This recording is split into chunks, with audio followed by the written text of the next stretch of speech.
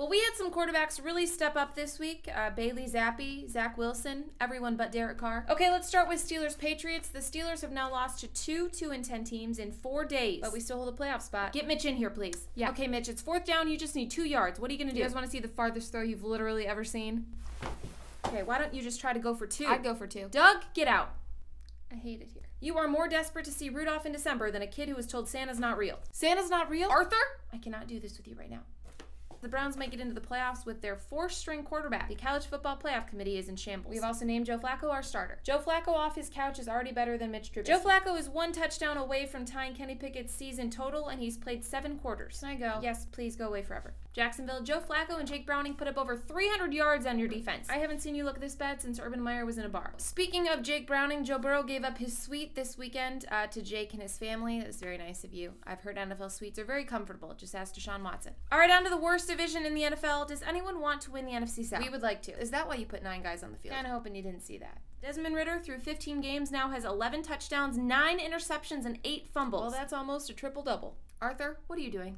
Ritter's full. Yeah, we know your playbook is full. Who calls a long-developing play-action pass in your own end zone? Yeah, if Ridder fumbled in the end zone, does that still count as a red zone turnover? Are you going to do something about this? Hey, Arthur, can I refill your eggnog, get you something to eat, drive you out to the middle of nowhere, leave you for dead? I'm good. Okay, next let's do Texans-Jets. CJ Stroud doesn't look so good now, does he? CJ Stroud lost his 2 top receivers, was concussed, and played in a literal hurricane, and he still looks better than Bryce Young. Well, how do you not call that intentional grounding? What are you, blind? Doesn't matter, you jumped off sides. You jumping off sides on 4th and 13 was the worst thing Detroit fans had to watch this week, which is saying something because the Pistons played.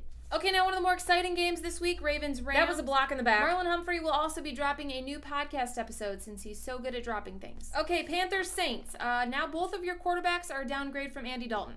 Derek Carr had 37 passing yards until the 4th quarter. His brothers on Twitter block people better than your O-line.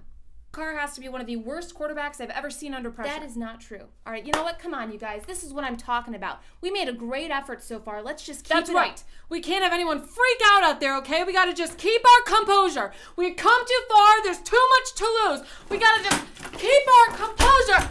Okay, just a couple more games, guys. Vikings-Raiders. We had the lowest scoring NFL game since 2007. Josh Dobbs looked so bad, the Saints would offer him $159 million. He was also benched. We almost fired Andrew Berry over that. For Nick Mullins. This game was the biggest waste of my time. If I wanted to watch someone struggle to score for 4 quarters, I just watched Jordan Poole. Can we talk about our game now? You are welcome. We just gave Pete Carroll his first 4-game losing streak. DK is here. You have to use sign language. Now can we talk about our... We did have 2 Monday night games this week. I am rescheduling that MVP conversation since Tyreek is not here. Tua, you can head back. You wouldn't be in it without him anyway. All right, look, you said we needed to beat a winning team. You also said the Eagles are a top 2 team, and we didn't let them score 1 offensive touchdown. Are you ready to admit you're wrong? Yes, I was wrong. The Eagles are not a top 2 team. What? And lastly, Giants-Packers. Joe Barry's defense made Tommy DeVito look like Michael Vick. That was a bad loss for the Packers, but you know what? You cannot keep them down. They'll get right back up. Just like Keyshawn Nixon. All right, you guys, I think that's it. Next week, the Chiefs-Bills game. Whoa, are we not going to get a warning? Go ahead, guys. This was payback for the Cortland Sutton OPI. Sucks when the refs aren't on your side. If he was any more offsides, the Bills would have gotten flagged for too many men on the field. If Kadarius Toney stopped at a red light, he would stop in the middle of the intersection. Hey, guys, are they crying? All right, you guys, let's leave them alone. Are you okay? Did we take it a step too far?